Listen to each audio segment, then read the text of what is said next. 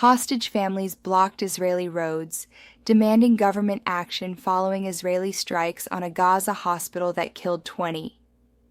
Israeli PM Netanyahu initially called it a tragic mishap, but the Israeli army later defended the attack, saying that it was aimed at striking and dismantling a camera that it claimed was operated by Hamas.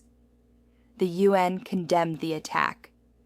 Gaza's health ministry reports 75 killed in 24 hours, bringing the total death toll to 62,119 since the war began.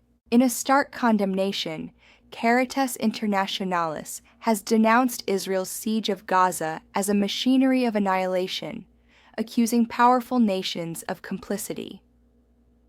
The Catholic aid group based in the Vatican stated the UN-confirmed famine is a deliberate strategy of blocking aid and bombing convoys and targeting journalists.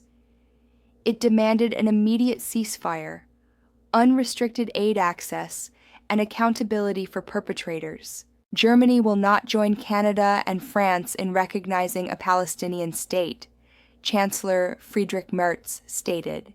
Following a meeting with Canadian PM Mark Carney in Berlin, Merz said the conditions for statehood are not fulfilled. Pope Leo has announced the theme for the 2026 World Day of Peace. Peace be with you all, towards an unarmed and disarming peace.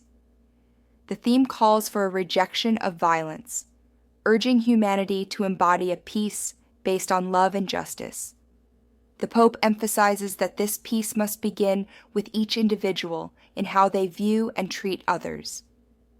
The Vatican has published a book of the Pope's early speeches called Let There Be Peace. We are appalled by what is happening in Gaza, despite the condemnation of the whole world, Secretary of State Cardinal Parolin said yesterday, noting that there is a unanimity in condemning what is taking place. Speaking on the sidelines of the inauguration of the liturgical week, the Cardinal continued that it makes no sense. There seem to be no openings for a solution. The situation is becoming increasingly complicated with all the consequences we are seeing day by day. On the war in Ukraine, the Cardinal stressed the need for a lot of politics, because in theory there are many possible solutions and many paths that could lead to peace.